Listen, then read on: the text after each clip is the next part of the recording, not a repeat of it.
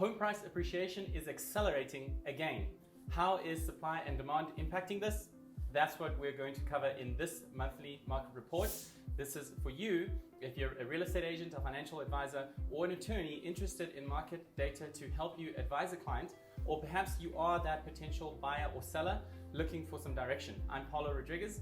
I've been a mortgage professional since 2005, and here is the market data that you need to make an informed buying or selling decision, or help your client do the same.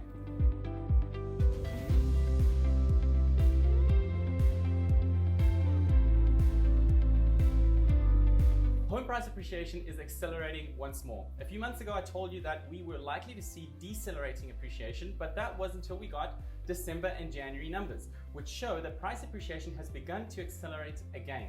Take a look at this graph and see percent year-over-year price increases by month going back to January of 2021. So if we look over on the left side, in January of 21, we saw 10% home price appreciation. So year-over-year from January 2020 to January 21, home prices increased by 10%.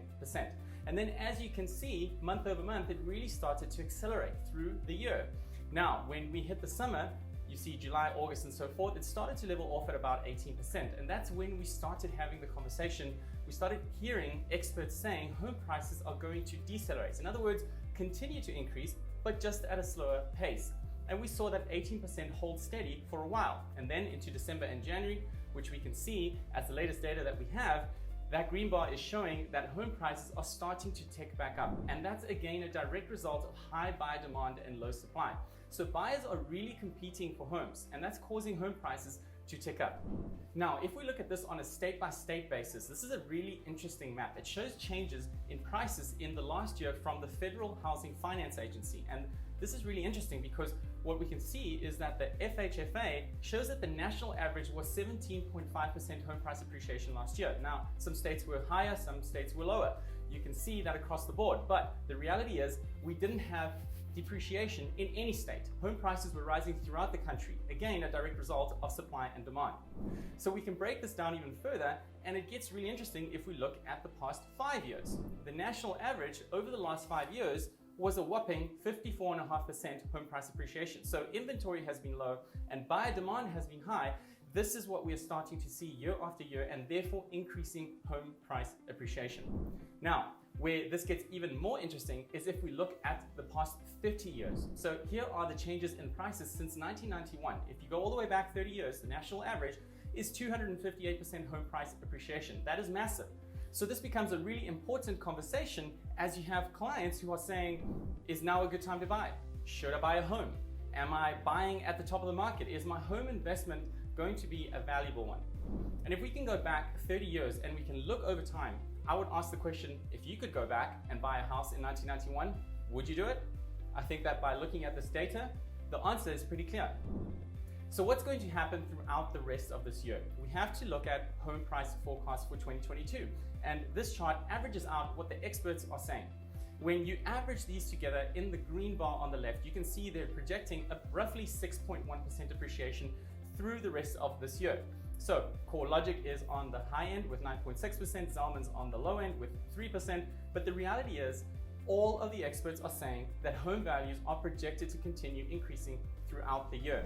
And that again, a direct result of supply and demand. Hopefully, more sellers are coming to the market this spring, and more new construction will ease some of this home price appreciation as more inventory becomes available. When we look at the total number of listings in the market, we've heard that inventory is historically low. But what does that really look like? Here is a chart of new listings, and they are actually falling dramatically right now. This is a look at 2021 month by month. New listings coming to the market measured in thousands. And what you can really see over on the right side is October, November, December listings really started to decline once again. So not as many listings coming to the market toward the end of the year. So that's what brought us really to this historically low inventory. And what I'd like to show you here is that active listings are also dropping again. So October, November, and December, active listings falling towards the end of the year. And this means that homes are selling just as fast as they're coming to the market. There simply aren't enough homes on the market. They're not staying on the market. They're not staying active as listings because they're going into pending status and sold so quickly. So as prices go higher, people start to wonder about the housing market, and people remember what happened when the housing market crashed over a decade ago.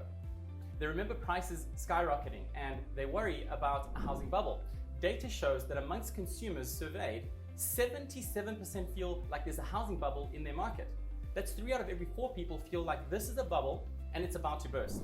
Now, you know, if you've been following along with me, that I've shown you the data month after month after month reflects we're not headed for a housing bubble. But when we know that this concern is out there, when we know that there's uncertainty in the market, that people have fears, we want to help ease those fears. So I'm going to walk you through some slides that are going to help you have those conversations. This shows that inventory of homes today is nothing like the last time. So this is months' supply of existing homes for sale in December of each year. Now you can see on the left side the 4 years of the housing crash, and on the right side the most recent 4 years. The orange bars on the left, 2007 through 2010, show that was a buyer's market. We had an oversupply of homes, 9.6 months of inventory in 07, 9.4 months in 08. Significantly higher than where we are today in the blue bar showing 2018 to 21. So even in 2018, when we had 3.7 months of inventory in the market, it was significantly higher than where we are today. 3.7 months of inventory was low to begin with going into the pandemic. And then look at 2020 and 2021, simply not enough homes to go around. So when there aren't enough homes on the market, that's what drives prices up. But it is a significantly different market than what we had prior to the housing crash. So what does that say? That says that buyers are out there. They're looking for homes. They're purchasing homes and they're actively in the process. So we have a high buyer demand. We have low inventory, a significantly different fundamental than where the housing market was when the bubble burst. And the truth is that the people who are purchasing these homes can afford them this time. And I say that because credit scores are nothing like the last time either. This is the volume of loans in billions with a credit score less than 620. Take a look at those orange bars, 2003 to 2007, significantly more loans issued to buyers who had a credit score less than 620 as compared to today. So 2008 to 2021, you can see that those lending standards have gotten much tighter, meaning that buyers are essentially showing the credentials that support they'll be able to afford their home. So very, very different lending standards are creating a landscape that's nothing like the last time. If you're worried also about any other fundamentals of the market, let's think about equity for a second. Homeowners have significantly more equity today as well, so they're in a much better financial position than homeowners prior to the housing crash. Now we know that everyone purchases a home at a different time for a different reason. They're financially and emotionally ready at different moments, and that's okay. But being able to share this data so that they can make the most powerful and confident decision is really what's important.